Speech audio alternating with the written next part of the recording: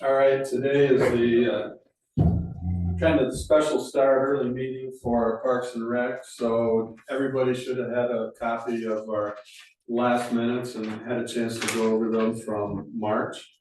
Can we get, is there a motion to approve those March minutes? Make a motion. Doug, second. Jim Simon. Okay, all in favor? Aye. All right, we want to move forward. This could be a long meeting. We schedule it for 5:30. Just with that in mind, it could run a little long because we're going to talk about major projects that we foresee in the future, a 20-year projected project list or whatever. So I want to start with Bo and Spencer and Dustin because they are going to talk about Auburn Farms real quick and the color scheme, because Bo needs to we need to get an approval on the color scheme so they can move forward. They wanna move forward, get started right away. So we're gonna start with that and then we'll go into the other portion. First of all, for those that maybe don't know, let's get our visitors to introduce themselves. Bo, would you go ahead and Sure. do that again? So she might be excited. Oh, there's two. Let me just swap this there.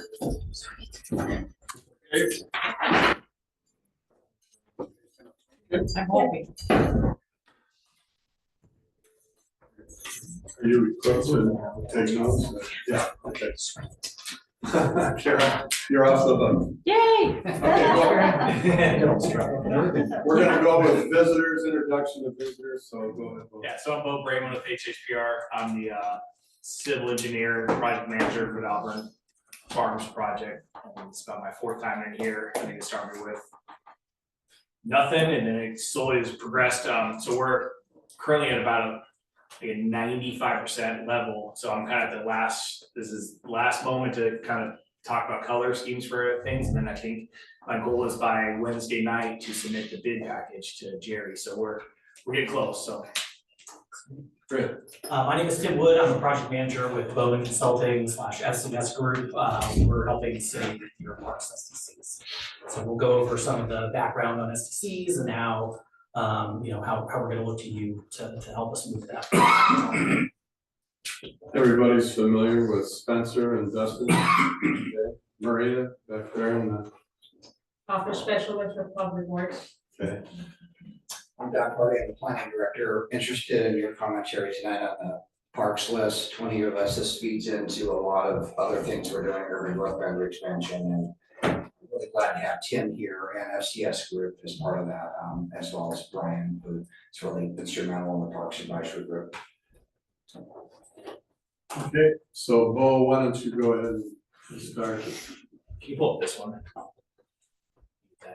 These first few topics will be, well, at least this part will be relatively quick, because these guys are dialed in and. Well, just to give you a heads up, they went through all this with Parks and we're Okay. gonna have some recommendations for this group. Okay. So that might help.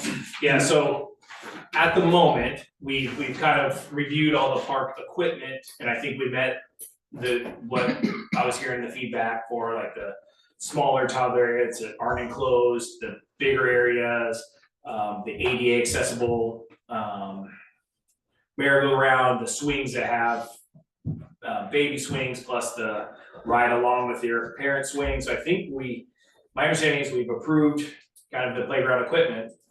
So that, one of the feedback comments we got last time was looking at my sketch, it kind of seems like things weren't cohesive. And I reached out to the 3 manufacturers, and we do have cohesive color palettes that we could do. And so I use this as the basis for the color scheme for our park, which this is, they call it like peacock, pebble, teal, tangerine. They got some grays in there. So reviewing through the 3 manufacturers with the different pieces, every single one of them have that similar color palette. So this thing could look very like it was almost made by different people. We have, the merry-go-round's only made by one manufacturer. So we have some pieces where we couldn't get everyone to do the same thing, but I've sent over a list of all the colors that people offer. And so I guess if this is not the color scheme you want, then we would need to pick off kind of a color scheme from these pieces here. And, because part of it is making bid doc, it has to be biddable, right? And it has to be, so somewhere a contractor has to know what they're going to send me submittals on, and that I approve that they can go buy. And so we gotta figure it out, So I guess that would be opening it up. I think part of the playground, or part of the whole park is you also have a restroom. You also have site furnishings, and you have the gazebos. I thought we'd start with this because this has, our playground structure has 9 pieces or whatnot. So I guess the question was, did we have any feedback on this color scheme is likable or not? Or if not, I need to know what we want, right? Well, let me just chime in here a little bit. I reached out to Tara Abbott from Auburn Farms and from Gina Dubois from Dodge Development, and Tara said she is fine with any color palette. She didn't have any. She wasn't able to come because she's got kids in 2 different directions she's running, so she wasn't able to come, but she's fine with the color palette that is chosen. So she's the rep from Dodge. Or from Auburn Farms. I think it's good. Second. There is always chances to pivot. The problem is you can't pivot forever. Yeah, these guys go through Absolutely. their recommendation and just get comment from the group. Yeah, Okay. show what you have, and then we'll get comment from the group back. So I think the biggest thing that was brought up was just the color of the slide being that yellow. With it being a lighter color like that, it's gonna get marked up, cannot stay as nice. Dustin, which one was it that? As far as we've just picking off a palette, so those are the colors that would be like kind of what we were just looking at, but it was BM, we like BM right there in front, where it's kind of like, because now if you go off of what we were even going with, the color of the buildings, the bathrooms, we have like we went with buckskin for the sides and charcoal gray for the roof. And Can you, on back up to that PM, where did you find that from? it is, if you, That was the on link, the email that was sent. the link that you sent for the colors. You got you eventually to this one? It was onto this. There was 5 pages that came up. Okay, and that was from my first. That was the one, that was the one that you sent off yesterday. For playgrounds. Yes, Okay, so, yeah, so I'll. if that works. Yeah, I'll coordinate with the 3 manufacturers and make sure we can get something like that. And my thought is that, you know, and the specials, it says contractor will provide submittals, including colors. Right. So we would, you know, basically my thought is you would take the playground equipment and you would just point on arrows, this is this, and then we'd order a special that way. So yeah, if that's what we want, I can definitely verify that all 3 have something similar. Yeah, okay. Then buckskin and charcoal roof, okay, that's great. And as far as, why can I think of what that's called? Gazebo. Gazebo. Yep. It's like the same kind of, it'd be black poles that go up to another granite roofing. So we kind of have this like, kind of, What black, Dustin? It was a certain black. It was the jet black for the gloss. That way, Jet black, yeah. in case somebody did go and vandalize it some way, the parks guys And said then charcoal roof? charcoal roof. Awesome. Kind of a bluish charcoal theme between the playground and then the 2 buildings is kind of what staff had for a recommendation. Can we go back to the playground colors? Yes. And while you're doing that, is that the colors that you guys chose, is that kind of typical in the other parks that we have in the city, like Timber? Or Each playground would then have its own kind of color Color structure. So I'm talking the Tannish. restroom and restroom and roof. no, this one was theme specific for each park. Okay, yeah. So other than it's always black benches. And I Yes. think we're moving to black garbage cans. Yes. What was the other black thing? drink. Drinking fountain. So that was the blue to black with the drinking So fountain. you want black benches, black drinking fountain, black bike rack, Yep. black benches. Yep. So just black for the little site furnishings. Yep. From Dubar or that Yep. other guy, and then the 3 big ones would be this color scheme. Yeah. Awesome. If that was, And then doesn't Dune, it kind of goes with that buckskin, right? yes. Yeah, so that's where, so you just kind of got this charcoal blue colored with, I guess like kind of like light tan buckskin color. But yeah, so that would be the playground, however they would make that up. Yeah, you could call off the posts, the platforms, the slide, you know, so I think on the The rope top, is the black. rope is black, yeah, so you can kind of call off the pieces. And kind of just back up real quick, what I'm gonna do in the process is, you get it out to bid, you gotta bid for a month, you gotta go to the council, you gotta, you know, we still have like a 2-month process before you're there. In the meantime, I'm going to be reaching out to the specific vendor of the restroom, the playground, and the gazebos, and asking them for signed drawings specific for our project. And so I can take it say, hey, these are the colors we wanna use, this is exactly what we want, give me, you know, they can even do renderings, you know, it's like, I want something that, in that meantime, I can get even more stuff for a contractor to be like, you know, make it like dummy proof.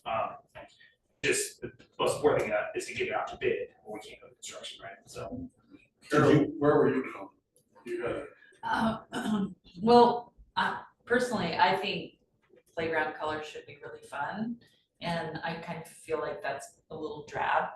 And I would prefer something like BN is in Nancy. Just to have those colors that pop and feel like, I mean, you know, the swimming pool blue and the greens and, you know, I just feel like that's really fun looking. It still kind of goes with. And it's the color still, scheme, yeah, Cause And we're that's gonna why have we're here, grass Tara, turf. Yeah. is for that. I mean, input. that's my 2 cents. You still get the grays, which will match that restaurant, right? David? I was kind of thinking the same thing, that's why I like the orange, I hear what you guys are saying, but I like the orange because it's like a pop, you know? Yeah.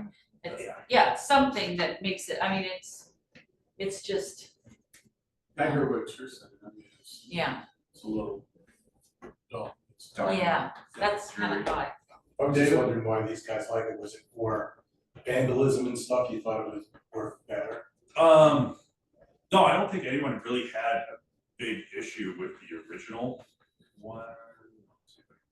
We didn't like the yellow slide. It was, the Yeah. biggest thing was the yellow slide. yeah, I'm We not were red just gonna hot on the switch yellow that slide before either. we started going out these palettes. So in your colors, can you go back to B and what color would you think the slide would be in your color palette?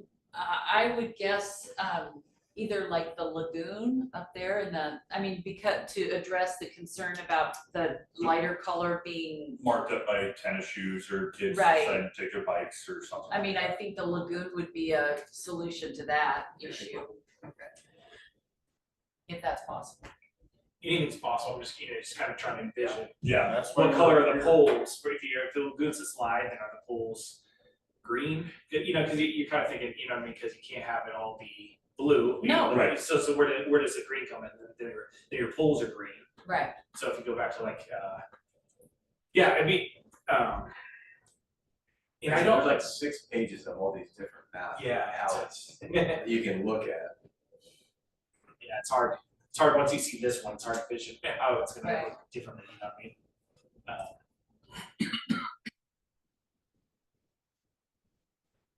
Anybody else have any comments? I mean, Careless was maybe BN instead of BM. It's like right next to each other. Or BJ up there, it's kind of similar. But maybe some more darker colors, I don't know, I mean, I just feel like that's probably one of my least favorites. Where's, can you find the one that I had? Yeah, Is that one, but maybe we could just change the slide to, it might be easier to vision it. That was our first thought, we just changed the color of the slide, but we didn't know if we had to go off one of these palettes, so if it's No, just a. if you like the aqua, so if you like the one that I have, and you like the aqua blue, and the light blue, and you know, then if you just wanna change the slide to like a dark gray. Oh, and he okay. liked this, it's a granite. Yeah. Yeah, Can you that- find that? So if It's you on know, like, page 2. because if you look at the platforms of mine, the platforms are gray. Mhm. So if you just did a dark gray slide, then you'd still have your aqua colors. And you know, I think that would look I nice. didn't go with that picture. that, I mean, that one that you have with the display, if you could just change the slide. Yeah. And this is what he liked, Match the floor. or Ken, he liked this granite. For a slide, just for, which you can't bring that up.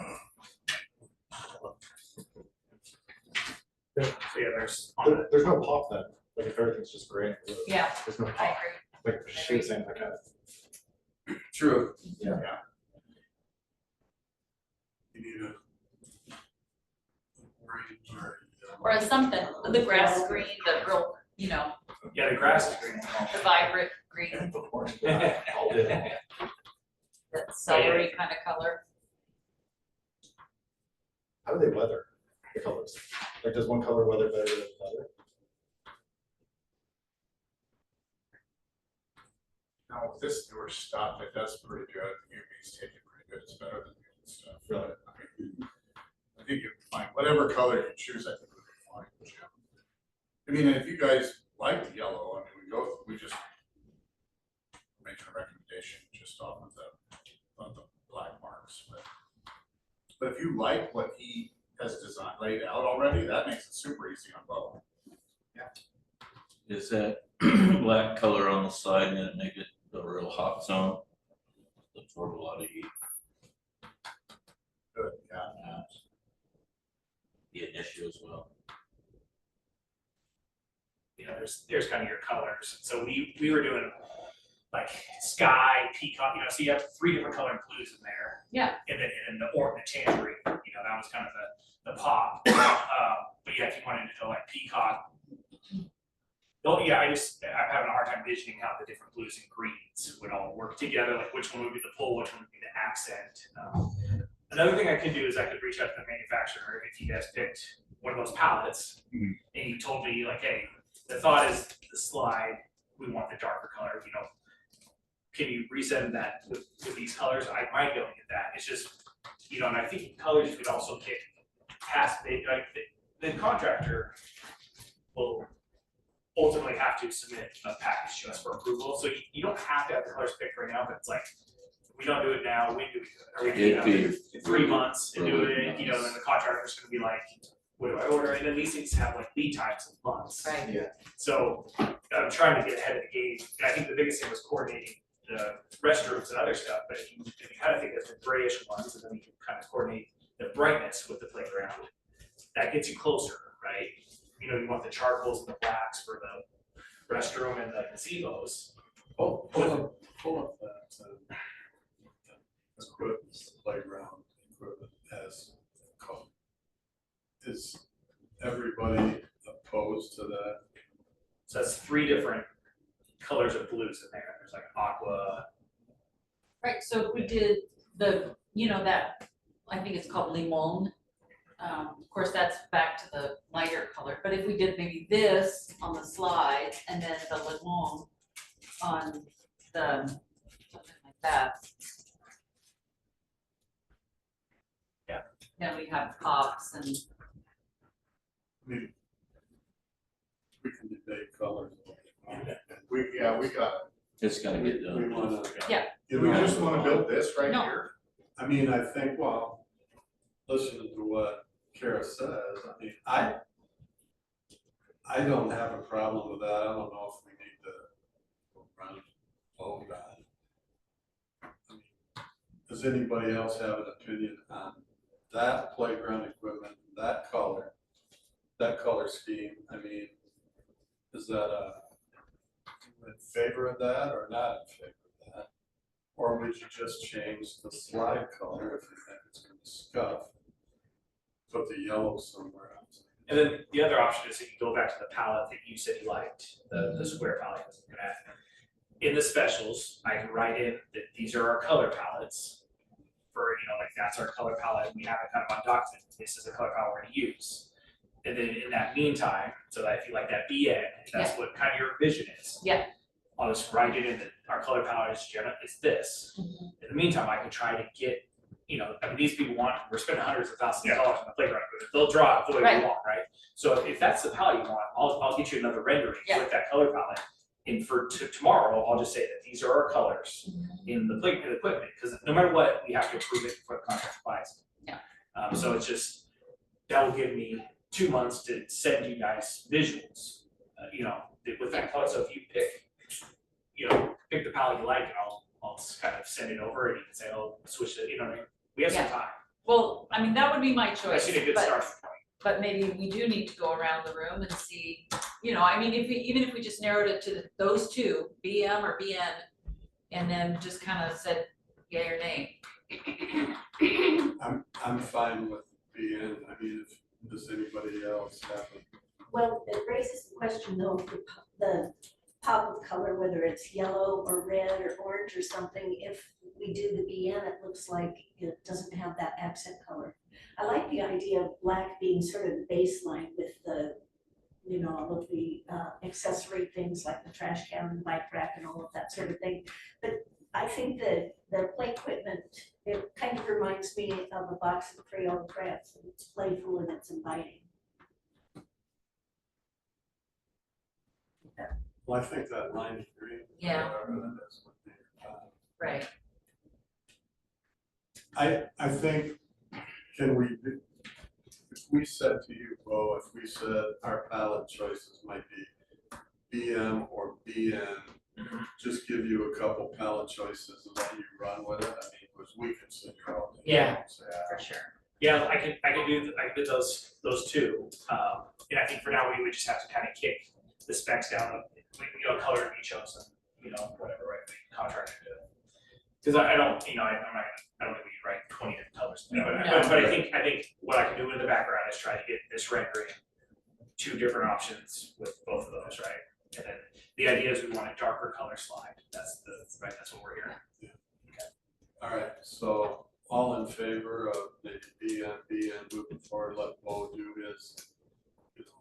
his thing and come back with a different rendering. All in favor, maybe say aye. Aye. Opposed? I like this. You I like think that? anything's gonna be marked up. Right. The other thing to consider is the turf is green, so that's another reason where, when you have the green playground equipment, green and green, it's probably won't pop as much as the whole ground is ground too, so that's something to consider. Yeah. Almost there. So we have this one done, so that's fine, so that one doesn't have to go away, so I'll just come up with another couple of those and. Right, we'll have, that'll work. And That'll work. We'll have 2 to choose Yeah, from. you guys can vote in the background and just. Right. Yeah. All right. So, okay, I guess what's that, so Vitch's, pet station's black, garbage can's black, gazebo is black pole jet black gloss with a charcoal roof, picnic tables are done for black. Yep. Bike rack's black, turf, we decided just to go green and we're not doing any sort of colors and patterns and things. Okay. Bathroom we talked about. It's buckskin with a charcoal roof. Was that that design that you sent us last time had a pattern in there in the flooring? I think if you scroll down, maybe. For the basketball court? No, So like on the grounds, so our very first design had something like this where like in the toddler area, it was like kind of circled around with a different color, like our first one had some different patterns. And then I sent over like example to, or you guys consider this, and I think Jared said all green. But yeah, now's the time, like if we wanted to come up with a pattern, I could draw something in plan view with some sort of color, but then once again, you gotta pick the colors, right? You want green and blue, or And you gotta store that extra turf and all that, that's, which is fine, we go through that with the softball field. Softball and baseball. And baseball field. Softball, baseball field. Okay, I mean, yeah. But no, we're good with it, it's just, so Um, are we good with all green? sure. The basketball court, I had a question. Is there a way you can color that up a little bit, like the 3-point, inside the 3-point line would be one color and outside? Or inside the lane? Or is that gonna be? well, it's asphalt, so it's not like it's you can't color asphalt, so it would be paint. Yeah. Which would wear off and look black after a while. Never mind, forget that. Yep. Okay. Pedestrians will mark that up. For the 3-point line. So, work. Is everybody good with Bo? Anybody have any other questions for Bo? Okay, there you go, Bo. Can't catch up on info, some electrical stuff real quick. We're almost there, guys. Before we get on to Ryan Potter and Tim. Before the June 30th deadline, there are 4 people that need to reapply for the Parks Board. And that would be myself, Andrew Hale, who's not here, Kathy, and Ryan Oliver. So, have intentions of staying on the Parks Board, you have to reapply before the June 30th.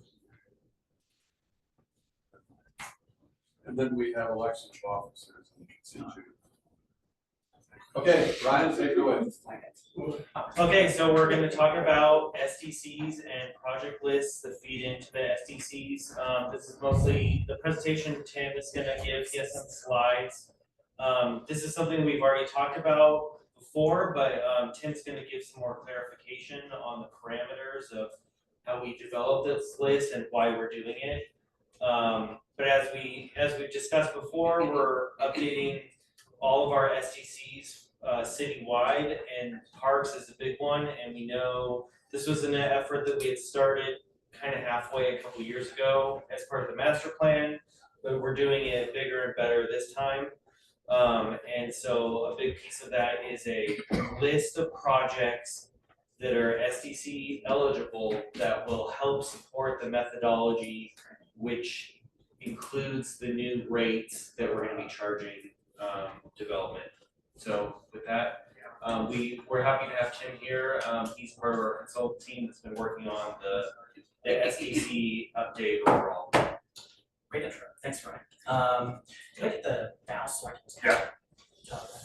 Well, thanks so much for taking the time to chat with me today. Really happy to have your input. So we'll be talking about the Parks SDC, and just to give you an overview of what we're going to talk about, I am going to take us back to SDC 101. So, forgive me if this is redundant with stuff that you've already gone over, but I figured it'd probably be good to just kind of level set. And then we'll go through some of the policy issues that we're sort of considering at the outset as we calculate the Parks SDC. And let you guys kind of weigh in and consider that before we start, burning any budget, calculating anything. We'll go over your current SDCs, your project list, forward-looking stuff, and then sort of like the level of service and how that relates to the way we calculate SDCs. So, starting our SDC 101 here, the legal framework for SDCs is pretty straightforward and pretty rigid, which is nice for us practitioners, because there's only so much stuff that we can get away with, and there's it's a pretty uniform process. So it's all laid out in ORS 223, 297, and we'll kind of go over the high points here. So key characteristics of SDCs are that they're one-time charges that are paid at the time of development. So not an ongoing rate, not something that's charged to your household or to your business, as long as they're not developing. They're available for all major utilities, so that's water, wastewater, stormwater, transportation, and parks in Oregon. They're for capital only, so we can't be using it for operations and maintenance or personnel, anything like that, just those ongoing expenses. SDCs, they include both a future and an existing or reimbursement fee component, and we'll kind of touch on that really quickly, but that won't really be the key discussion point tonight. And then of course system facilities, not local facilities. So that's more relevant for stuff like streets, in parks. It's a little bit less, that caveat's a little less relevant. So generally an SDC calculation, pretty simple. Basically your eligible costs over your growth in system demand. So in parks, we typically, growth in system demand is expressed in population. So it's basically the question of, okay, well, what does it look like over the planning time frame? In this case, we're looking at 20 years. So we're looking at 20-year growth in population. And we're looking at, for improvement fee, the eligible cost of planned additional facilities that will be used to address the needs of that growth. For the reimbursement fee component, that's kind of expenses that the city's already incurred to create parks facilities. So there's a certain amount that the city can get back from their expenses that they've already made, and those funding sources are a lot more flexible. So we add those two calculations together: the eligible costs divided by the growth in system demand, and that's your SDC. And so this is a really important part, and this is where you all come in. So we've already completed the master plan, Parks Master Plan, very recently completed that. The next step in the cycle there, you can see, is the project list. So that's where we figure out, okay, what are our, the system expenses that we're going to incur in the next 20 years to address, kind of existing and future needs for the park system. Then we take it from there through the SDC methodology and implementation steps. At that point, the city takes over the implementation, where they gather the SDC revenue and how they're using it on additional infrastructure. So in the long run, that project list, the projects that are on that project list will get funded by those SDC funds. And just to kind of further, kind of get this point across, there's the system, the improvement fee cost basis, that's what we're talking about, that's gonna be the bulk of your charge. So there's a portion of that that is SDC eligible, which will address the needs of growth as time goes on, and we'll kind of get into the way that that's calculated. And then there's the portion for existing customers, so basically just, that's often operations maintenance, but it may also be correcting deficits, and we'll get into the way that looks. Existing conditions for your SDC, you can see Canby all the way over there on the left, so you're doing pretty good in the context of the metro. Now, of course, on the right, you've got, much lower growth and higher, real estate costs. Communities like Oswego or South Hillsborough, where the SDC for parks there is, in the excess of, it's excessive anyway. So Canby's SDC burden pretty low. So the thrust of tonight for the input that we're looking for from you is input on what the project list looks like. So the master plan has given us a sense of sort of what the city wants to fund, but a lot of that is intermingled with personnel costs, operations and maintenance costs, that kind of thing, programs. That's not what the SDC can fund. So the project list that we're looking for from you all is capital, kind of bigger, newer parks, or replacement of existing park assets that have reached the end of their useful life. So key components of the relevant parks project lists, items that we can use in an SDC calculation is capital projects that add capacity, including acquisition of park land and upgrades to existing park land. So you've got a lot of, or at least 10, 12 acres of open space. We could maybe convert that to, or develop a park land that has a lot more amenities on it. That would be an SDC eligible project, for instance. Park planning efforts and other sorts of efforts, they don't count for this because it's not considered capital. But that's not a big cost area anyway. Should be a robust list that looks out over a 20-year time frame. I mean, it can be anywhere from 6 to 20, but big range. We're looking, I think, probably at the larger range there. Must be added. Projects can be added later, but crucially, the SDC, the maximum defensible SDC that we calculate, can't go above that maximum defensible level. So if you add projects, it's going to further dilute what can be funded and what can't. And projects with public support are obviously encouraged, and that's why we're here tonight. Public Works will help us with the details, but what we want from you is a sense for what the future looks like in Canby. And sorry to interrupt. Go ahead. So this slide I had made because I was looking at what the master plan actually showed for priorities, and it really emphasized things that the fact that the master plan has a lot of things that aren't SDC eligible. So I was kind of trying to sort them into buckets of things that are eligible and not, and Tim can correct me if my assumptions are wrong. But the master plan talked about things like doing a master plan for Wake Park, which is more planning, doing a trails master plan, which is more planning. Those don't really directly add capacity as capital projects. Also, our master plan really advocates for a lot of things that we are missing and we still want to do, and there's still priorities in the master plan, like recreational programs or hiring a recreational director. But like Tim said, those aren't funded through this particular financial mechanism. But there are things in there that in the master plan that are SDC eligible, or at least partially eligible. So examples were the dog park, new playgrounds, swim center upgrades. I guess you would have to prove that those add capacity. But like the pedal park that we've talked about, that's a new facility. So the master plan right now kind of has a range of things that are eligible and not eligible. So this exercise that we're doing tonight is really focusing on the capital projects. Great context. And as an example, this is from a project that we did in Camas, Washington, so I know that this isn't, none of these names will look familiar to you, but just to give you a sense and to illustrate sort of how this looks when we're calculating it. So notice the second from the right column there, it says impact fee eligibility. So that's the percentage of the project cost that we can sort of pay through SDCs. So in this instance, we've got the Ledbetter House redevelopment.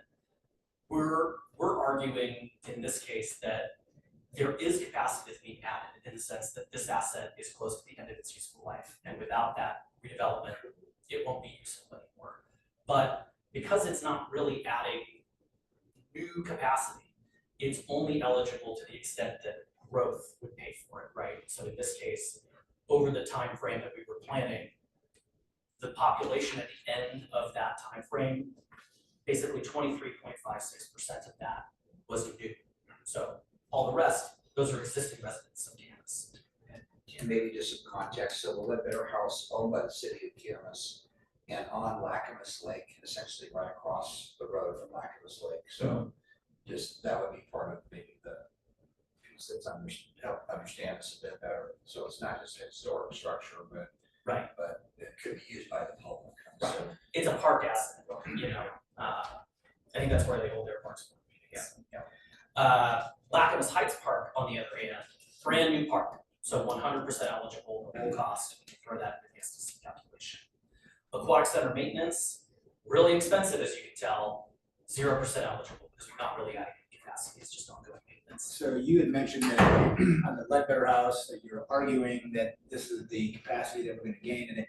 So I guess, who starts the argument, and then who are you arguing against that may not say you're not getting that full amount? That's a very good question. So I think I should reapply. David Pettigrew.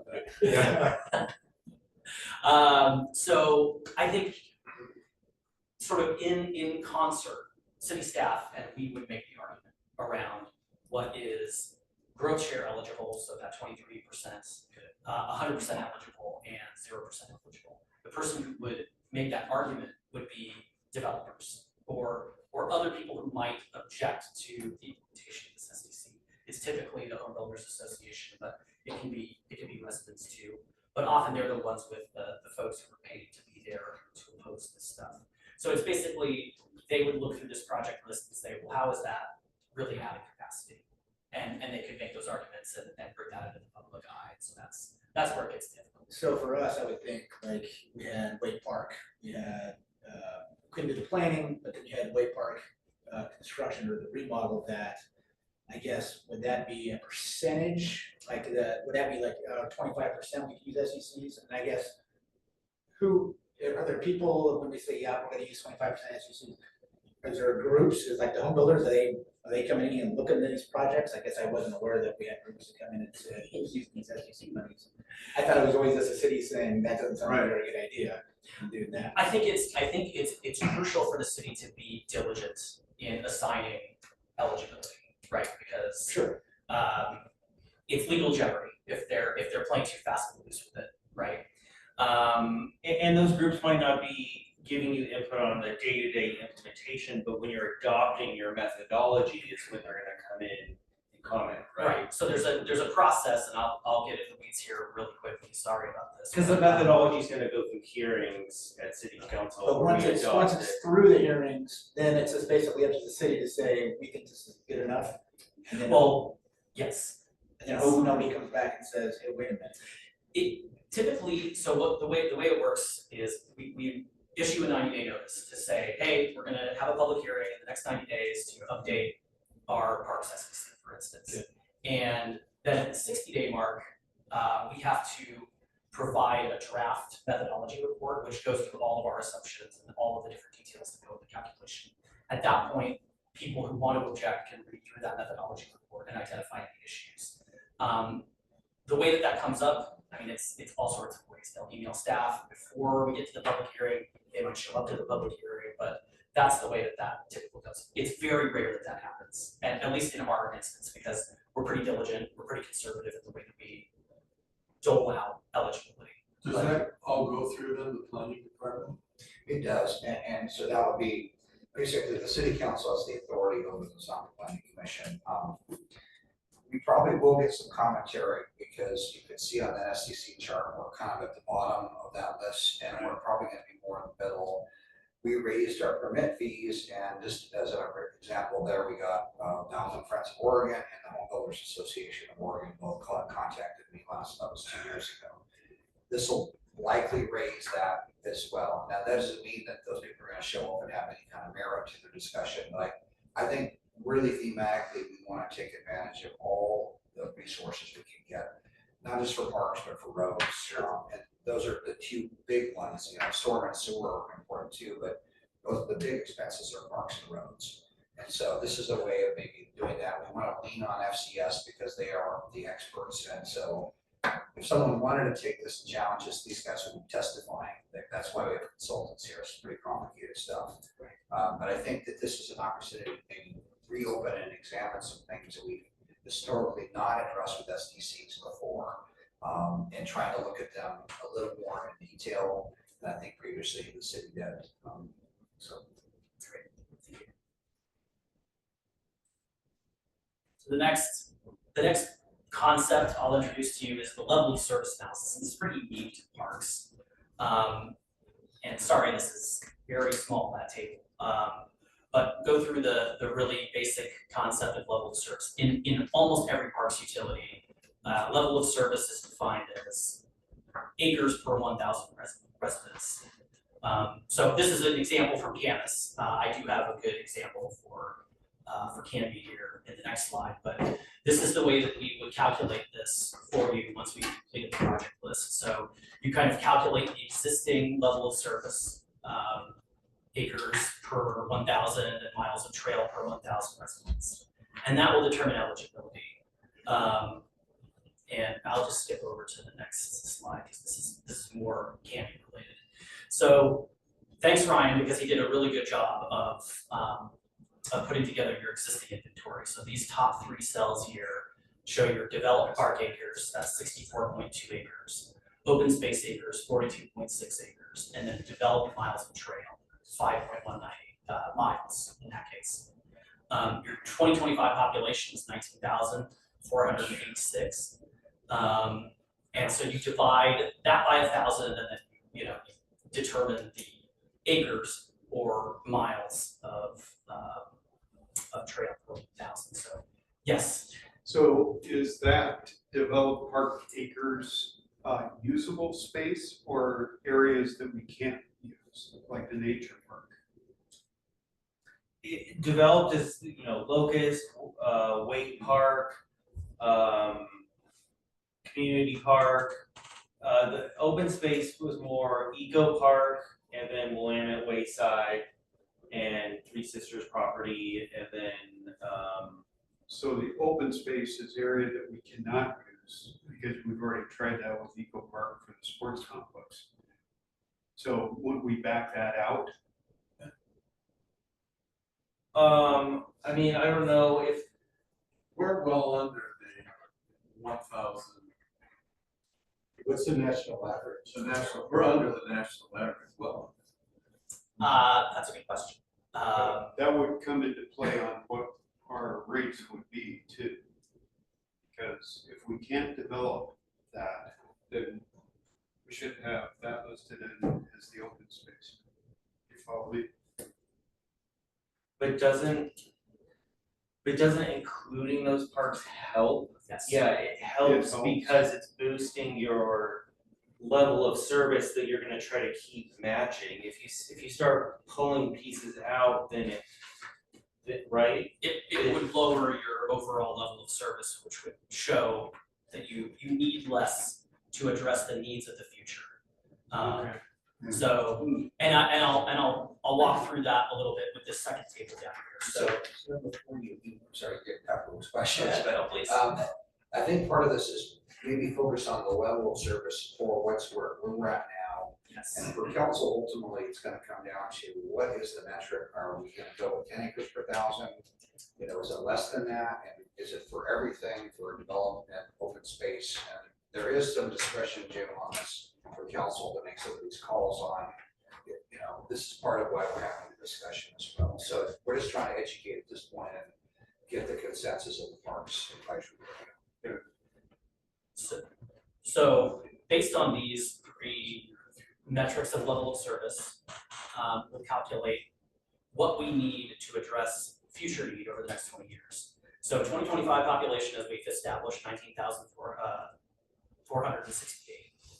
2045 population projected is 25,399, a difference of 5,931, right? So basically, we need 5.3931 times all of these factors, and that's how we get this. So based on your existing level of service, we would have 19.5 acres of developed park, 13 acres of open space, and 1.6 miles of trails that would be 100% SDC eligible. So basically, we can collect enough money to build those things. And that's based on a 3.29 level service, right, per thousand. For developed acres, so that 19.5 is just that 5,931 divided by 1,000 times that 3.29. So each of these three, sorry, I know that's a lot of numbers, I'm sorry guys. 19.5 is, so this, which is basically 5.931 times 3.29. That's how we get to 19.5. To get to the 13, it's that same 5.931 times 2.19. And then that 1.6 miles of trail is 5. And just, but if we stuck with, the question is, as we move forward, I'm sorry, jumping in, but this is the metric right now currently. Correct. Baseline current standard, okay. It is one way that we would calculate your level of service and therefore your eligible parking. Aren't we underserving the citizens that can be, but we're well under the national average? Yes. We don't disagree with that at all, it's just this is the starting place, and then what do we want to do? So we have basically two ways of calculating your SDC eligibility. This is the one that we I think historically we would have gone with this, but in the last 10 years or so, we've moved to what's called a future level of service calculation that's based more on what your project list and what your park system looks like in 2045 in this case. So basically, let's say that Canby aspires to add another 50 acres of developed parkland. Well, then we would judge the level of service that we could calculate that SDC on based on the future, based on the level of service that's provided in 2045. So that's it's a complicated way of getting there, but once we have this project list nailed down, we can calculate a future level of service that I think will probably provide a much better park system in 2045. I mean, a more abundant, I guess, park system in 2045. And you have graphs of that, right, Tim? You're gonna get to those. Yes, I'll get to this, which is sort of the policy level of service discussion, where we're looking at 10 acres of developed parkland per 1,000 instead of that 3.29 we were looking at in the last slide. So in that case, then we're looking at a policy need for developed parkland of 59.3 acres to meet the need of the future. And so compare that to 19.5. And that's what we get, 10 acres per thousand. 10 acres per thousand, Versus policy level of service 3.29. that we've established through the Parks Master Plan and other master planning efforts. So that's why this is so crucial. That's why getting this project list nailed down and have your blessing on it is crucial. Once we have that, we can calculate a level of service for the future that will allow you to collect more in SDCs and therefore fund more of your SDC or more of your parks projects with SDC. So, and I guess I'll go back really quickly to this example in Canvas. So sorry again that we're looking at such a small table, but you can see in this case, right, this is the current level of service. So the one that I showed you first, where only 18% of their trail projects are eligible for the SDC in the current level of service. But when we look at the future level of service, that jumps up to 37.49, because when we're looking into the future, the trail system is much more robust. So I don't know if I'm doing a good job of explaining, but that's where we really this project list in order to make these calculations work. Does the city run into trouble if they are getting towards the end of the lifespan of the study and they haven't gotten closer to that future level of service and they haven't built enough parks and? I've never heard any city get in trouble with that, because the thing is, you can't control the amount of development that happens over 20 years, right? I mean, this is all just a snapshot and our best attempt to plan the next 20 years, but you know, let's say that there's a home building crisis and we just don't build anything for 20 years. I mean, you can't be held liable for that, so. That acreage of parks, does it have to be within the city limits, or can it be outside? So there's very limited land inside the city limit for parks. As it stands right now. And so that's something that Don has been talking about, I think, with DLCD quite a bit around helping to sort of backfill this deficit that the city has right now between this policy level of service of 10 acres per 1,000 and the existing 3.3 acres per 1,000 that we have. So in that UGB expansion discussion, we're saying, hey, look, we have a pretty significant deficit here. Let us expand more and bring that in. And I think maybe not within the city boundary, but within the city service area, I think that's definitely a must.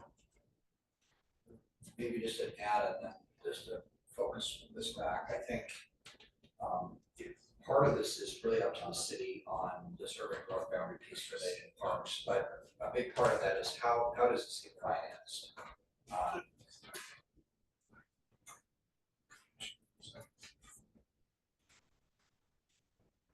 So how does it get financed? And that's the other piece of this. Tim, I think what might be helpful, maybe you're gonna get to this, but like the list and then how that relates to acreage that then formulates into the level of service, that might be a good piece to focus on. But I can pull that up. I don't have that in this slideshow. But no, I'm just saying the concept, yeah, I think that we're throwing around acreages per 1,000, I think. Right, The list piece that we talked about earlier or today about the building the list and then having acreages associated with that, and then having a level of service that comes out of that is, I think, an appropriate way of a starting point for what is truly the level of service. And that gives the committee the ability to set the list, set the acreage, and set the level of service. And then we can talk about how much additional acreage, if that's something that is needed for modifying the list. Right, so I think, were you talking about the table that Todd provided with the calculation of what the city needs in the future? That kind of ties into it, yeah. Okay, so I think that's still this. This is the sort of the future looking. So basically, this shows that the city would want to formulate a parks list that brings in 73 acres of parks, and then 1.6, although again, we could set a standard that's higher through the parks list. So basically, what the parks project list will do is give us a sense for how many acres, how many miles of trail that we're adding. And with that information, we would add that to the existing parks inventory here. So this stuff, add that together and make the future looking level of service. That's the calculation. So is it acre based or kind of project based? Does that make sense? Like if we said, hey, we want a new pool and a new community center and a new this, that's gonna be X amount of dollars versus that's 1 acre. So right. So the project list would include each of the projects and include acres in it. And like it's also a cost component as well. So you're getting kind of all of that information together. So what the project list would typically look like is you're kind of enumerating these projects, and they can be pretty vague, right? We could say neighborhood park, 3 acres, X cost based on input from public works, and you list off as many as we think we need to kind of get to where we want to be in 20 years. And same thing with other open space projects, trails, that kind of thing. So what I'm getting is we're trying to when we we get this list together, it's gonna have 20 projects, whatever it is, and it's gonna be acres and costs. And so when you get that final cost, you're gonna say, here's our argument to raise our SDC funds because we're gonna need X amount of dollars, 20 years to pay for all this stuff. So here's our argument, and then somebody else is gonna have to. All Exactly. builders are gonna have to come and say, thanks, but no thanks. No thanks. Not coming to camp. So is that kind of the methodology? on this? Precisely, Okay. yes, that's exactly And that. out of that comes this level of service piece that like, what is that final number, which council will end up having to approve? And so that would be, as part of the SDC, we'll do this for transportation as well, doing identically the same thing, list of projects over the next 20 years, and then that level of service really is the same kind of equation. And then council would adopt that as part of the system development charges. So it's important, the list is really important because it does start to get to level of service, and then that can be looked at again. If you all say, we still don't think it's enough, then what else should you add to the list? So that's part of the process. Well, then conversely, if your list had a bunch of really little things and weren't getting you anywhere near the acreage in this table, then you couldn't support raising the SDC to the level that we're contemplating. Exactly. And so it emphasizes the fact that we should be, even if we don't know the exact number of acres that X, Y, and Z projects have, we should be thinking about projects that would take up some acreage so that we can get those on the list. Right. And at this point, it's conceptual, really, right? So, we don't know what a community park in the new area, in the new community expansion area is gonna look like exactly. We couldn't say it's, 23.5 acres, right? It's sort of, we're ballparking it to get to the point where we have a list that we can use to sort of say, this is what the city needs in the next 20 years. So the ask tonight, I think, is to just sort of help us sort of enumerate those projects, think about what sort of level of service we want to achieve. How do we get to a project list that gives us close to 70 acres? Or, and do we want to exceed that? To your point, how much more do we want to provide for future residents? And this is sort of that starting point where we can start to collect that money and build that infrastructure out. And Tim, some of this is premised on back to the earlier question about some of the acreage for parks would end up being in the boundary expansion area based on this formula, right? So we are assuming that. So we would do all the urban growth boundary process, and then we would essentially adopt that system development charge that would apply to that area, but we're already kind of pre-planning that to that extent. So 72 acres, although it may not fit into the city now, there are pieces of this that are assumed to be in the boundary expansion area, both the industrial problem area, possibly on the east side, and wherever else we have residential, could be in the northwest side of the city. Those could be mixed in. And so part of this, as well as this urban growth boundary process, is mixed in with about 440 acres of industrial need and about 73 acres of residential need. So this is going to play into the next level in our work, which is concept planning. We'll do an urban growth boundary initiation first of what the boundary is. We want the park information first on the acreage. We can do an urban growth boundary initiation process on the boundary. Then we're going to go into concept planning. We have a grant from ODOT to do that. That concept planning will lay out where industrial and residential, and even park areas would be conceptually located. So this is a lot to kind of throw out here in this meeting, but going back to the list, I think that really is the driver of the list, cost and acreage to get to a level of service. That's the first part. Our hope is that the next park advisory meeting is on May 20th. We're hoping to have a work session with council the next night on May 21st and to talk about the boundary expansion need issue. I'd like to get some consensus from council on this so we can move the urban growth boundary process further along and also the SDC process along. To me, if you want to attract more people moving into the city, you need to have a robust park system for the citizens. you're gonna need citizens to move to wherever there's activities for their kids and family growing. How does the, obviously, if you did the full Monty deal of 60 acres, whatever it is, 20 years, how does the city keep up with parks maintenance? Obviously, there's not, so how, I mean, is there a little cat and mouse going on with, here's what you want, but here's what you can afford, because you can't maintain what you guys. That's definitely a very important consideration. This doesn't really address that, right? I mean, I think it is an interesting thing to kind of add on, but you know, at that point, I think it's a priority for council, they probably budget for it, but, you know, you can look at parks utility fees and other sorts of, you know, maintenance stuff, maintenance connections. And over a 20-year period, I mean, there, you know, again, we're not sure what this looks like, but, great question. I mean, you know, there's a park district that's floated around for, I mean, system development charges, you know, are not gonna really pay for maintenance, but would there be the concept that there could be a park district created or other revenue sources that come in? Now, again, I think it's a huge question that you're asking, which is another balancing point, which is, you can reach for the sky according to the Department of Land Conservation and Development. You know, some other communities have done that, Benville has done that, and I'm not sure how they're gonna pay for all their parks, but they passed the test for their boundary and they added a ton of land in there. I think there is a template here.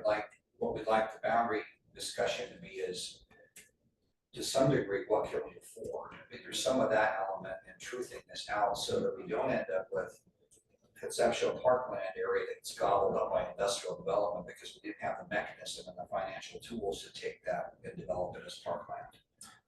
So there's definitely a balance here on that. But I think dreaming that the list should be as with that's really the starting point. And I know we're probably not going to get to a list tonight, but the action item I think is really, you know, for hopefully this group, this board to come up with that. And so that would give us the advice that we would need going forward to go to council, and then the council would say, yeah, we're on board with that. And then we move the boundary discussion forward as well as the SDC discussion.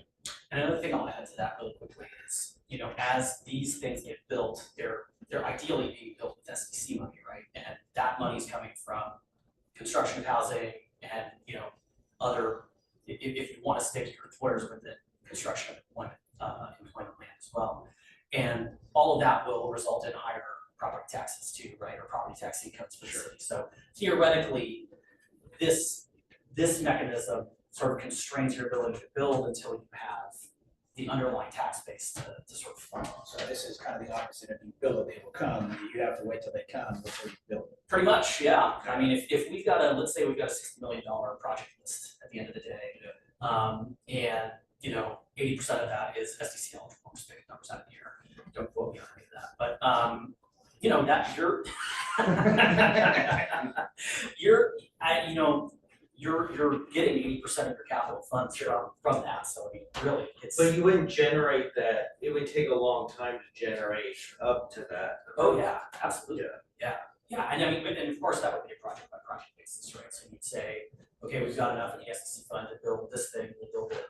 Hopefully we've got enough to maintain it. So one last question. So I don't know, a year ago or so, we did that urban growth boundary where we had all those meetings. And so how long, is that a 20-year plan on that? Is that what that was? That was the vision for the community, and so that information will then, the next step is after we decide on the acreage for parks, we'll invite you all back again and concept planning. We're gonna actually show locations of where those might be. You know, that input that was provided will be a guiding post, but that was not a decision, a situation. There's more information that has to be evaluated on that, and that's again another public layer of like community involvement, city council involvement on that, but that would end up kind of landing those spots where parks might conceptually be located in the concept planning work that we do. So the step one is acreage based on the plan, that parks plan, 20-year plan, and then boundary initiation, which has the acreage in it for all three areas, which should be residential, employment, and parks. And then over the next several years or a year and a half, concept planning will happen, what's important though is that we have financial mechanisms to be able to execute those areas that are identified as parks. Otherwise, they will be consumed by other development like industrial or residential.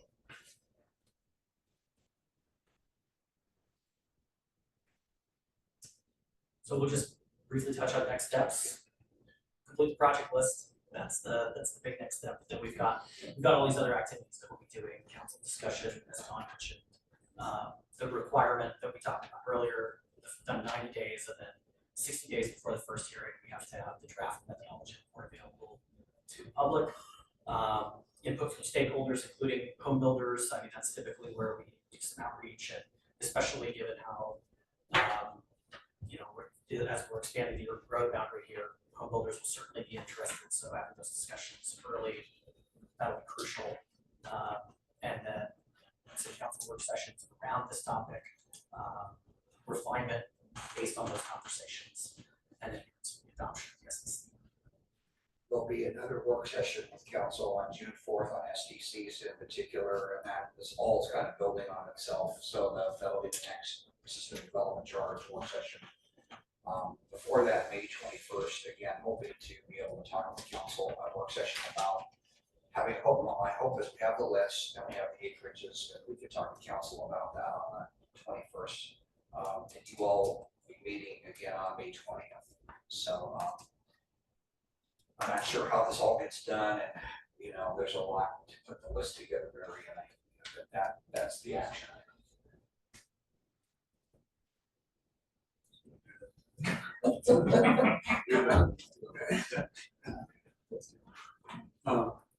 That's the last one. Yes, it is. Last Kathy.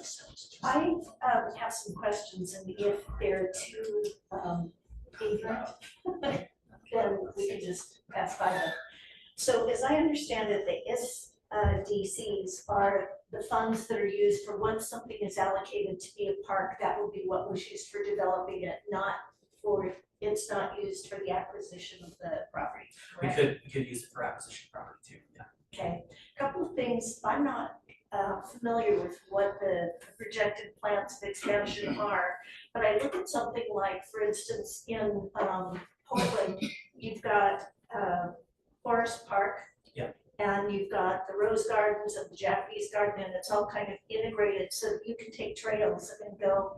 And I think that was really a wise decision, because if you look at someplace like, for instance, I grew up in Orange County in Southern California, and it is so overdeveloped, and it's just gridlock and concrete and, an occasional tree here and there. And one of the reasons that brought me back up here, I was born in this state, is, being able to get out in nature, walk a forest path, see the rivers flow and all of that kind of thing. And I think that it's really valuable to have the parks where we've got the fields for the sports teams and things like that. But just my personal opinion is, if we're going to be looking at expansion and acreage acquisition, I'd like to see as much allocated to green space, whether it's natural pathways, more parks that are designated for specific use, whether it's pickleball or sports teams, that kind of thing. But I really love the idea of having as much possible green space factored in going forward, because once it's, subdivided, it's right. And I've lived through over congestion and gridlock, which is part of what brought me up here. Even now I'll go to the park and I'll see, lots of greenery, and you can see the river rolling by, and you just sit there and enjoy breathing in fresh air. And part of that fresh air and the quality of life we have up here and the reduced stress levels is, I think, being able to be out in nature, get into those green spaces. So that's just my 2 cents. Yeah, that's a really good observation. And land acquisition, that should be definitely a big component of this project list, especially because it's just, the GB expands, want to get on top of that as fast as possible. I want to throw out a couple of locations, if I can. Okay.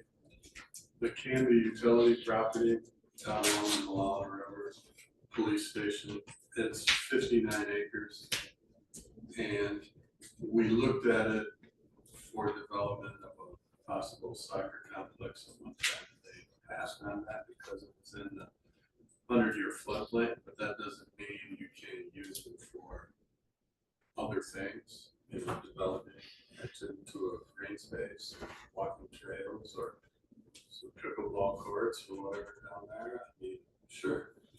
Also, next to that is the 13 acres of the Honda pits that we've talked about for the pedal park. The pedal skate park, similar to what they just put in Sandy, Oregon, and they went through their Parks SDC methodology at the same time we did ours in 2022, so that's another area. I know the schools are hurting with money. The Ackerman project that we started in 2018, that's like 25 acres of school property that they're in need of. They're in need of money, just like our city is, and potentially, purchasing that if it's available. I mean, the school could be used as a community center. The property could be developed into a sports complex as we had before. So those are my three. Is it hard to defend a project that we don't control the property? Yes, so the complication with using schools as parkland or, using SDCs to fund parks through the context of the school is that your eligibility percentage decreases pretty significantly because during school hours, you wouldn't be able to use, at least a regular citizen wouldn't be able to use the park, right? So you have to reduce that, the eligibility of that project further because there's stretch of time. Are you talking about leasing it from the property or buying it from the school? Because once you buy it, it's yours, right? And if you ran it in such a way that it wasn't school related at all anymore, and that it would be 100% for the use of residents, it can be, if not without context of school, Right. yes, that would be eligible. And even in the context of the school, it would be eligible. It's just it's reduced pretty significantly because it's a school. Barry, to your point, that's another factor that in this equation on how much acreage is being asked is the school discussion. And it ranges from everything you're talking about, which is acquisition, to being able to use it informally at the schools or operational hours. This not necessarily on SDCs, but on the acreage boundary expansion issue. And there is a meeting being set up to discuss those specifics with the school district now on this discussion. So, because we know that they're having some challenges, and I think there's a new regime, so to speak, at the school, and it's an opportunity to have a refresh on some of those discussions about, usability of their properties, et cetera. What is that now? What limitations are there now? Are there opportunities where there could be, where the school's interested in maybe selling property to leasing property? So, but the range, the spectrum, go back to Tim's point about the eligibility on, the SDC part, would vary depending on those circumstances. So that's part of the equation. So I'd like to echo some of the stuff Kathy was saying, that I'd like to see more green spaces, more environmental and wildlife sort of spots. Is it called Redwood Landing down there, that canyon thing? When I first got on the board, went around and looked at all the different parks, and the person that I was with, and we stood there and looked down and we saw all kinds of wildlife while we're standing there. And while it's really undevelopable as far as it's just a canyon, like a wildlife observation platform being built there could really enhance the usage, actually make it usable. So to me, that sounds like it might qualify for at least partial funds. Yeah. I also am interested in the property that Barry talked about that's down there by the railroad trestle and all of that. I would love to see that you know, dedicated as some sort of a nature area. But we could also incorporate some trails. My understanding is that it goes back over to the Knightsbridge Park. Somehow maybe a trail could be, you know, so that could add to a trail system there. And then the Wayside property over here, you know, I know we're very limited on what we can do over there, but I think it sounds to me from my recollection that nature sort of, you know, develop, right now, our plan is to just mow it down every summer, which is not good for, you know, any of the little critters or the birds of prey, not inviting for anybody to come and habitate or use that as a habitat. So if we planted it, native plantings and trees and really developed that as just a, you know, and then with trails through it for people to use, again, another nature, open space, environmentally, you know, so much of the wildlife was displaced when redwood was developed. I know I've talked to people who have said, I never see deer anymore, and you know, that kind of thing. So those were my suggestions. That Willamette Wayside is like 89 acres, and has that been determined that you can't do anything there? I mean, No, the master plan talked about those types of amenities. That 2004 Willamette Wayside plan talked about that kind of stuff. because people have talked, discussion, river access, maybe kayak rentals or whatever. Kind of accessibility. So that's already in our park list, correct? What's that? Wayside, that's already in our park. It's on the part, yeah, it's on the part. But I don't know, as far as SECs, I don't know how much you get out of, I don't know, the capacity, if you're talking, it's already on our list, or it's already ours, correct? But if you're adding an amenity where there isn't one at all, then I feel like it would be. Yeah, how developed is this property? It's just open space. So yeah, if you were to say, build it out as a develop, you know, whatever you're doing. Yeah, it can't be like a park, and we can't run a bunch of urban utilities to it, but it could have trails and a kayak launch or something. Oh, yeah, then yeah, that would, And that would be, Because you're you pay basically- for that with SDC? yeah, Even though it's in the county. well, as long as it's inside of these. Well, it's not a UGB. Oh. Yeah, but it could, but the UGB is being changed. Yeah, Currently. This is tricky because it's rural reserve and this happened in 2010 when these boundaries were established. And so we can't technically take it into our boundary. Right, if it's rural reserve. It's rural reserve. It's a legislative issue. I mean, we would have to have a legislature change that. It's a bit unfortunate for the city because it makes the usability of that property, well, at least from an SDC perspective, I think from a nature perspective, we'd be dealing with more general funds than we would be like using assisted development terms. But I would think that, you know, planting trees and native plantings and those types of things would be far less expensive than like the, you know, the playground that we just built or are building. Wouldn't take much. I'll look into that, because that's a pretty, If there's a way to do that, Tim, that would be awesome. I mean, even though it's not, I mean, does it need, we own it, the city owns it. It's a bit odd, and we own it, but it's, And there's no parking. So you have a parking issue with it.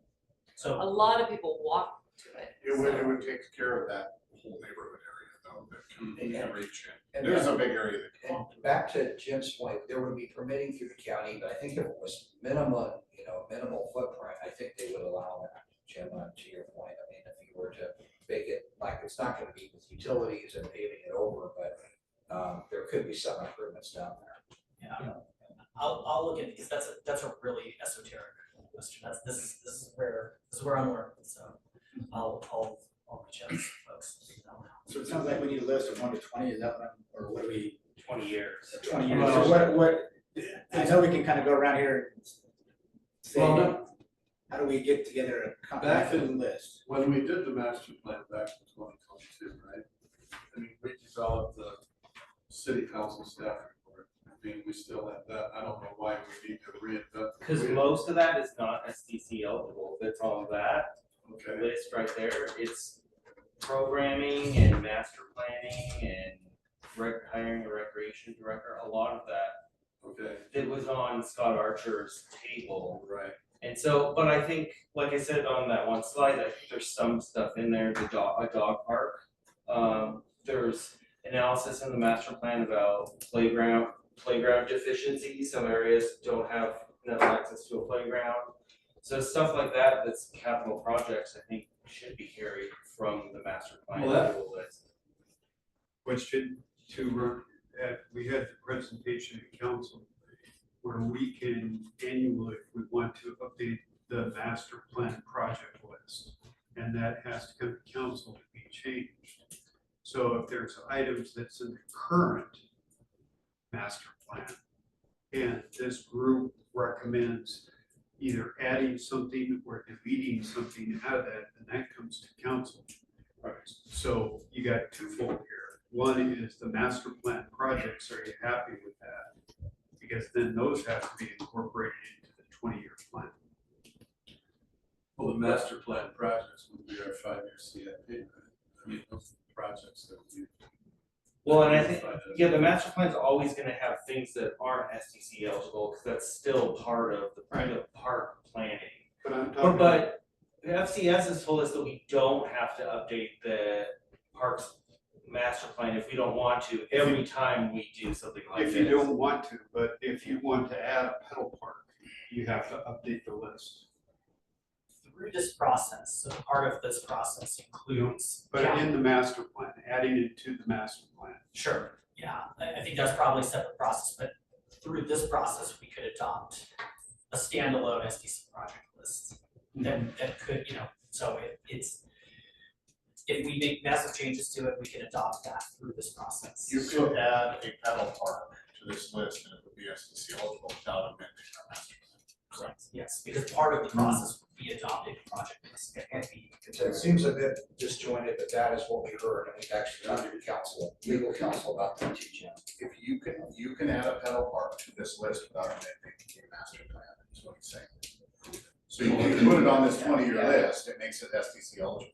It's on the CIP, so why does it have to be on the master plan as well? Well, and that's a shorter list, that CIP is a much shorter list, but I mean, we want a robust, longer, they may overlap. Yeah, but if you're limited to the capital projects that are on the master plan, you're not gonna be able to raise your fee much. Yeah. Because that's not enough to Level of service. support that level of service. But it doesn't have to be, the pedal park doesn't have to be on the master plan. To be a part of the SDC calculation? No. So we're gonna adopt that as part, this list is gonna be adopted as part of this new SDC, so this is the wish list here, and we're asking, let's put the pedal park on there. I mean, like that's, we need to add it right now. That's a project. Yeah. Cause if we were limited to what's on the master plan right now, this would be a dead end conversation, because we would just. Your SDC would decrease. Don, Yeah. could you clarify that, please, because that's not what I heard the consultant tell us. Okay. That we had to actually change the master plan project list in order to be eligible for SDCs. I'll confirm, Jim. Yeah, thank We've, checked with, Josh Sober as well, Barry Elster, but that was what our understanding was, but I will confirm it. So could we just say we want 50 acres of land for ball fields? Not knowing that we don't have that in the city now, and put that on the list? Good. Yeah. And ditto for nature trails. Yeah. Yeah. It's just, my feeling is let's push it as far as we can, punch it up, because it's easier, I think, to scale back than try and chase it and acquire sort of after the fact. Where does a dog park fall into all this? You could Is that- go about that a number of ways. One, you could add that to an existing park, and that would be eligible maybe by gross share or maybe 100%. Or you could say, we're building a brand new dog park, it's 2 acres, That could be part of that and that's part of it. SDC. Cause what's the plan right now for the dog park? I don't know if that's been kicked around, seems like. It's going into this 26 budget. So it will not be part of the SDC then? Yeah, it's SDC eligible Okay. because it's a local park. Alright, As long as you haven't broken ground on a project, it's SDC eligible. So that can go on the list. We could put a second one in though if we wanted also. Want If you to, guys are butting this thing up. Either side of town, if you want 2 dog parks, we can throw two dog parks. Why not 3? Well, it helps us be ready for opportunity that might come, right, Don? Yeah, and that's part of what I think this is, I mean, to get the funding, I mean, ultimately, I think we probably do want to update the master plan, Parks Master Plan, but again, Jim will confirm this, but our understanding is, like Hillsborough is doing it yearly, they're updating their list yearly, and it's not necessarily consistent with their, master plan, so, yeah. So what about, instead of identifying specific pieces of land or acreage, an idea like we want river access for the future? And that's just kind of, because that would be expensive. Right. But we haven't identified a piece of property at some point. Yeah, I mean, I think it has to pass a certain straight face test. You know, with respect to acreage, with respect to costs and feasibility, right? I mean, so, but yeah, I mean, you could add that. After we get done with the SDCs for conversation.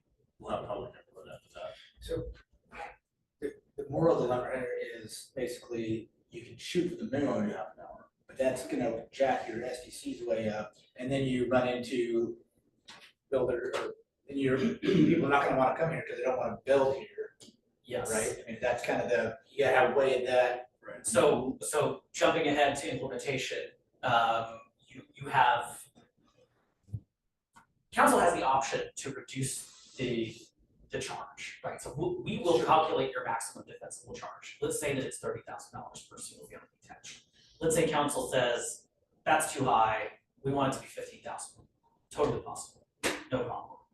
It just reduces the amount of capital you're bringing in to fund these projects. So that's one thing. Another thing is when you develop this list, it's enormous, and you've got this gap between your existing level of service and your future level of service. There is a deficit, and as that project list gets bigger and bigger and bigger, that deficit grows larger and larger and larger, and that deficit can't be funded through SDCs. So the bigger the project list becomes, the more projects you can theoretically fund, but the less that capital cost can be included in the SDC calculation.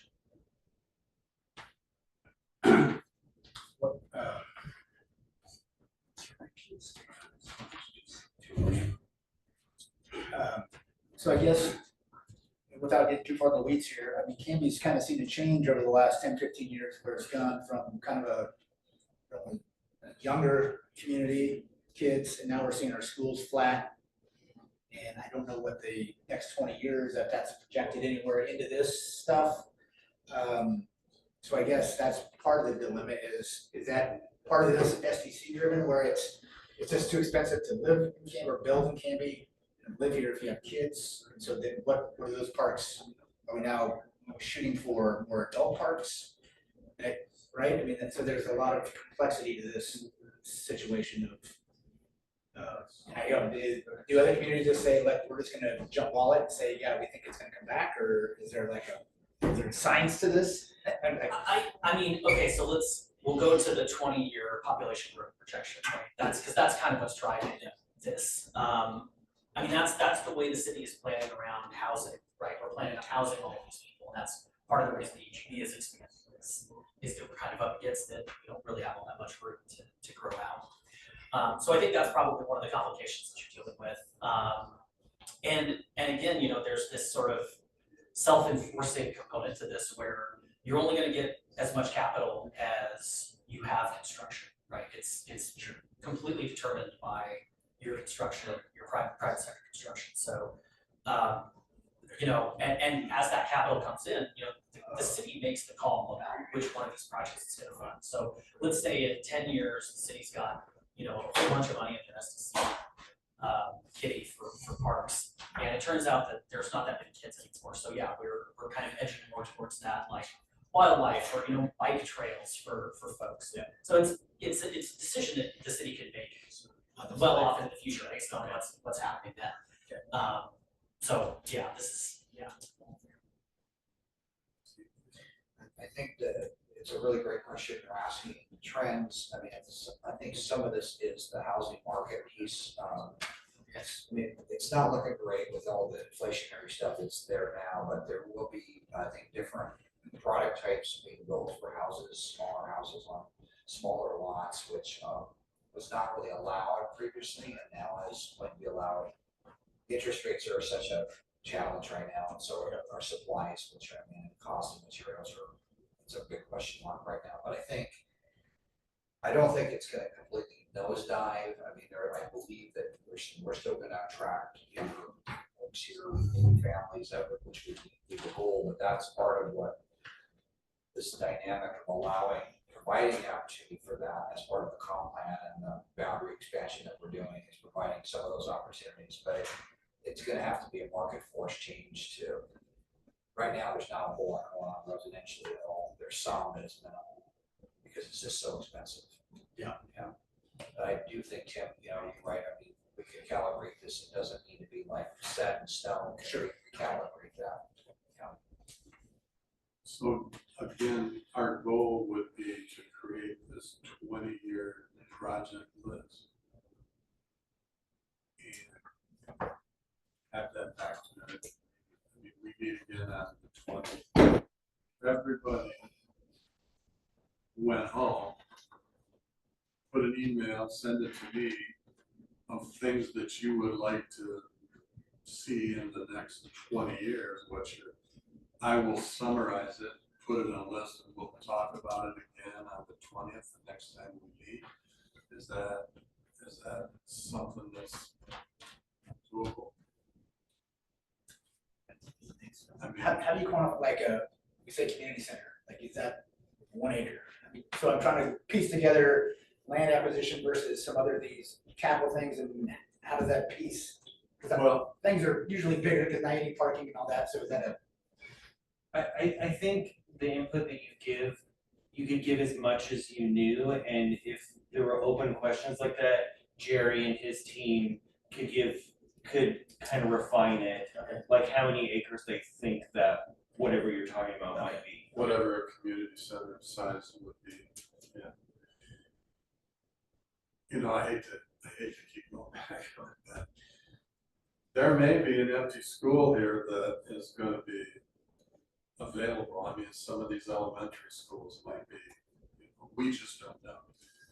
But if there was an elementary school that came available, like Knight School, Chapman School, Lee School, Akron School, buildings already there, we could maybe acquire that and make it into a community center, because you've got a gymnasium, you've got a kitchen, you've got some of the things that you need, you just repurpose it. Yeah, well, it sounds like we'll know if you're meeting with the school district shortly, Right. what they're, I mean.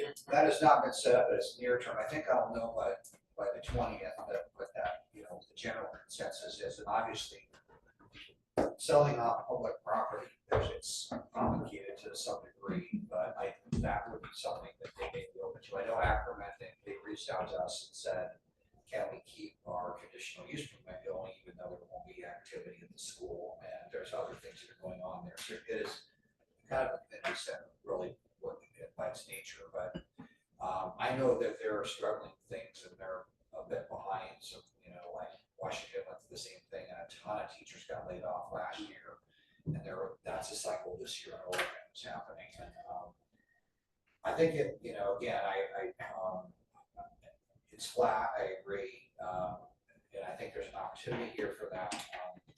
I don't think all the schools are going to go away quickly, though. I think there's still a lot of kids out there, but yeah.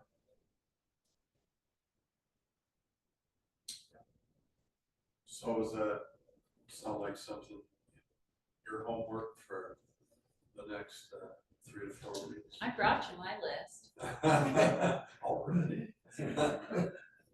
But if you just, email it to me, what you have, I'll summarize what everybody has. I'll put it together in a list, we'll share it when we come back on the May 20th. And we'll discuss it further. All in favor? All right. Right. You don't have anything else? That's not. Don, you have I anything think I've else? said enough. All But right. just thank you, Tim, for, you know, Well, yeah. and for May 20, I'll plan to be back on the 20th because, I'm kind of thinking through this. I mean, it's gonna be like the day before. I might put the council work, I might put the council discussion on June 4th, but I don't. It's kind of tight the day before, so like, again, I'm trying to weigh that out on the 21st on our discussions with the council. So Barry, I guess maybe you might want to ask is if you like suddenly have this master list in a week or just. Move up to due date. Sooner the better. Yeah, You gotta so wait to just- put the end on your, No pressure, I think. I'm just saying, I'm trying to, this is in my own mind, I'm trying to sort this out and like, you know, because I don't want to go to council and like, you know, with not really value that, you know, we don't not have all the information available. So that would determine whether I push this to the 4th of June or not, depending on how quickly that can come back. Yeah. as soon as they start rolling, I'll start somewhere else. Then I'll get it. Anybody else have anything? Jim, you got anything you want to mention? Nope. All right, that's done. I do have one more question probably for you. In this that you handed out last week, the SDC eligibility improvements to current parks includes any improvements to an existing park such as additional parking, new playgrounds, new tennis courts or other. Okay. Additional parking. Okay, we need or we proposed additional parking for Maple Street Park for the softball fields. I guess we're told that that's not SDC eligible. Why is it's expanding, what's the, Did we use SEC for the turf? yes, Well, then it was supposed to be. okay, I mean, if we use it for that, I would think that if that's expansion, then the parking can be expanded. Right. Just. And also one of the playgrounds we were gonna have to close and move, but it was going to be improved because it was not ADA approved, so there were gonna have to be some modifications to the playground to make it ADA eligible for that part of the expansion that we did with the softball fields and stuff. So those were my two questions. It was, Gut feeling for me is both of those could be growth share eligible. In particular, the playground, because you're adding some capacity, but you're sort of also replacing existing capacity, so. And same with the parking, I would think that the marginal amount that you're adding could be, I mean, we've included parking as a growth share eligible, see before, so. Question to that, had an attorney years back told me that you can use SCC fees on a park, say Maple, until it's 100% built up. Stuff is eligible in a walnut park for any type of growth until the park is at 100% development. So have you ever heard of anything like that? Well, I guess I need to know more about what's meant by that. Okay. Another time. Yeah, sure, yeah, I'd be happy So to wrap it up. there's a percentage, we choose a percentage on it. And would that be, and again, I don't know how that was, Jerry, I'm sure that, I don't know if it was paid for or not paid for with SECs, but that could be a reimbursement perhaps, and is that? Sure. Yeah. If it was already paid for out of other funds, but it would be that growth share eligible, which is what, like 20% or something like that, or? Kind of depends on, well, yeah, I guess it would be 28% with that. Okay. So is that the number we would use if we wanted to put a playground equipment upgrades and parking lot at Maple Park? After the new methodology is adopted. After the new method, okay, If it's included as a project. if it's included as a. So we would need to put reimbursement projects in as projects as well. So- Well, yeah, we would want to enumerate Add that what to we our 20 spent years. to add capacity. Okay. Yes, that we never did done. Yeah, but does that timeline work for that project that you're? I put it in the budget to start in July.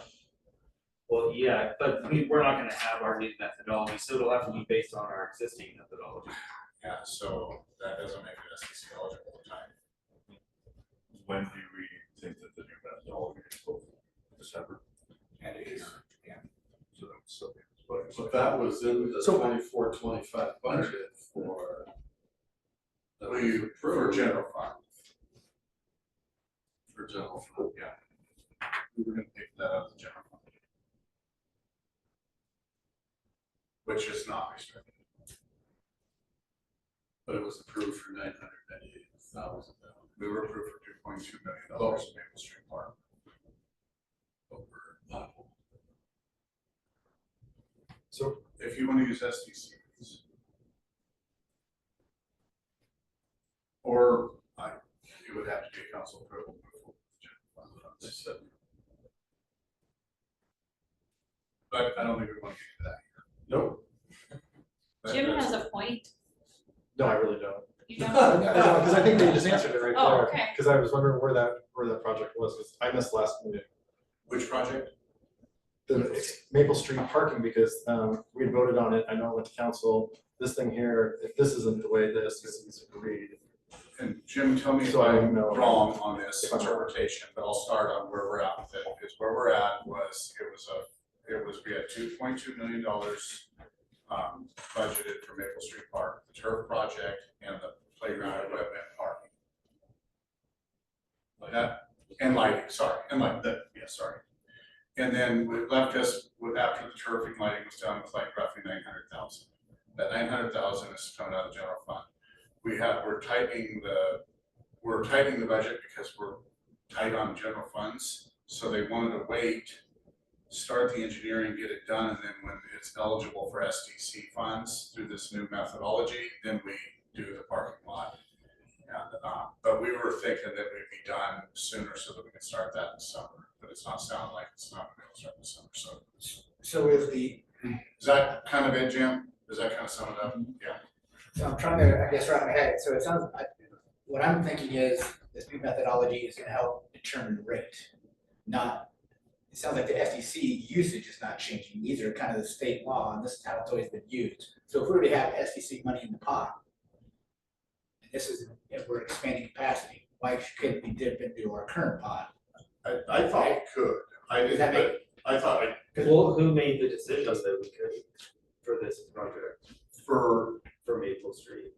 when Eileen approved it, that we could use SDCs after July 1, because it'll be on this approved list. So whenever this list is approved, But he's saying why couldn't it now, I guess? it would have to use general fund. We can't use SDCs now because it's not on the new list.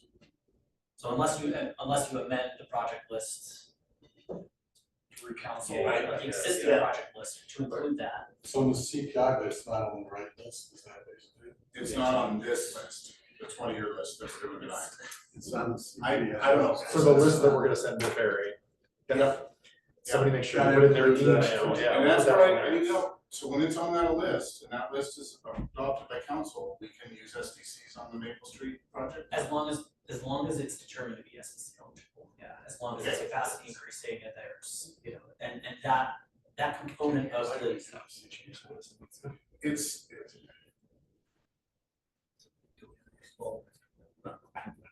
I think that's what we're doing. That's all right.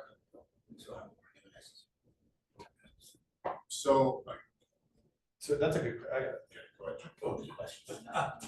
he's got, Yeah, but. we got a huge trend over here for Give good questions, not questions to tricks. Jim. Now Jim's gonna ask. Well, he needs assist now. That's what he's looking for. He's done schooling.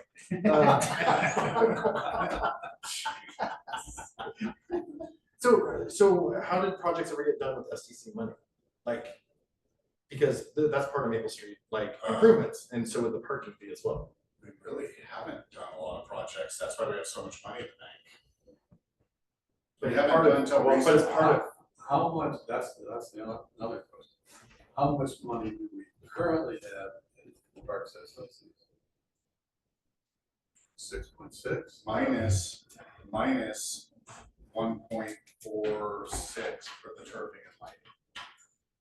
So Spring So Park would have been. Locust Street, or the Senate, Senate Park, how are we paying for that? SDCs. Okay. It's on the list. What list is this, where is this list at? That's, I think the question is, seems like We're making it tonight. Maple, but it's not, I mean, if we're using it now, how is this already Right. eligible? Yeah.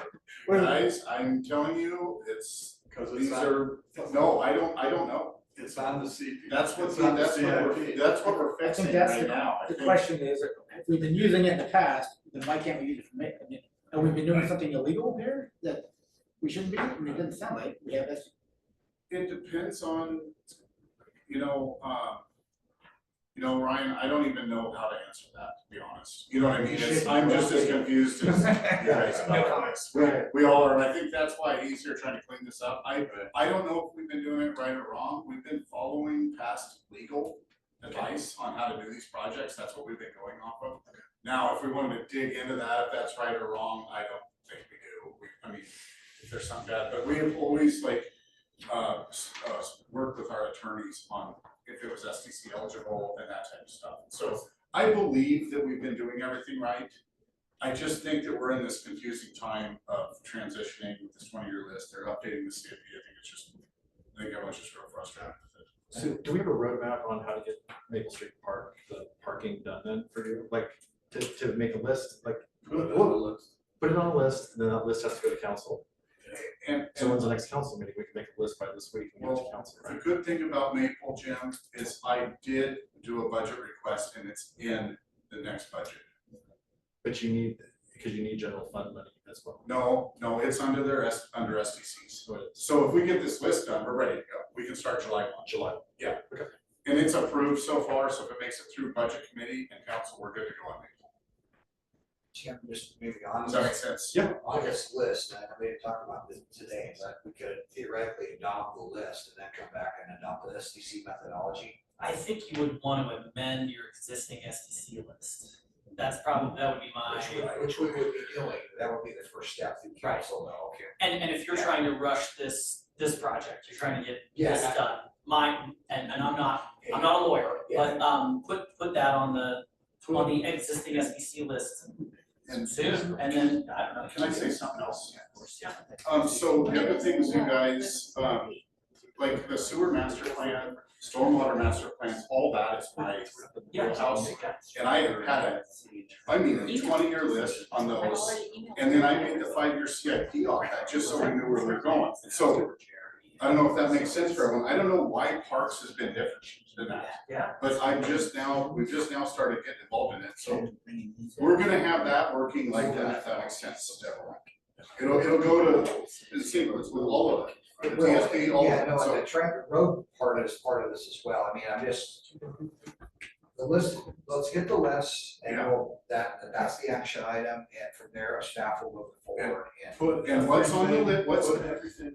budgeted, I'll tell everyone I'm taking to budget, or Spencer and I are taking to budget, is we're taking the Auburn Farms to budget, so we can start July 1. We're taking the Maple Street playground and parking lot, and and then a dog park. Does Auburn Farms also have to be on the Yes. 20-year list? Yes. Want it to be a system. Yeah, if you wanna use SDC, I'm gonna write it down. All right. Can we agree as a board to have our lists to you by a certain time? When do you want to buy? Well, I wanna give you guys at least a week, I mean, this is gonna be, several. Let's go. Jim, can I don't think you heard me earlier like my sewer master plan, my stormwater master plan, all of that. I know, I already We have had said it. consultants to develop the master plan and then a 20-year list working with all of our people, so we get an accurate list. And then we just do a 5-year CIP off that. And I think like parks has never gotten done like that, because we've never had any money. We've never had any staff to build more parks.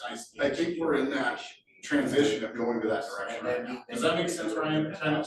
And after we get this established, on it's gonna be a lot easier. It's just frustrating right now. Well, it's exciting because we're kind of building it. You guys are getting to it, and we do have your projects that you want in budget if it's approved. All right, have your list to me by the 25th. You were hoping for 9th, or you want to go home? 25th, and then I'll summarize it, and I'll give them. This I'll is give them super for helpful. that. Yeah, that's perfect. Even though I was in and out. Call me, Okay. call me. So if they don't have a list to you by the 25th, we're gonna assume they don't have a list? If I don't have, right. I mean, we're not gonna wait on people who I'm have a not, I'm submit. not waiting for it. No. I'm gonna put- If you have a list in your head, put it on email and get it to Barry. Like this property out here, Jim, you know, the Three Sisters properties? Yeah. That was on, we got that on the list so we could purchase that with wastewater funds, SDCs. So if that makes sense, and we did it when it came available, Yeah, so we were able to do it, so. I'm gonna stop talking now, so yeah, I'm done. Can I get a motion to adjourn? Kara, second? Kathy? All right, adjourn, all in favor, say. I don't. All right. I know. I'll give you a list. Give me your list, go 26. start working on that list. Ryan, don't put your property on there.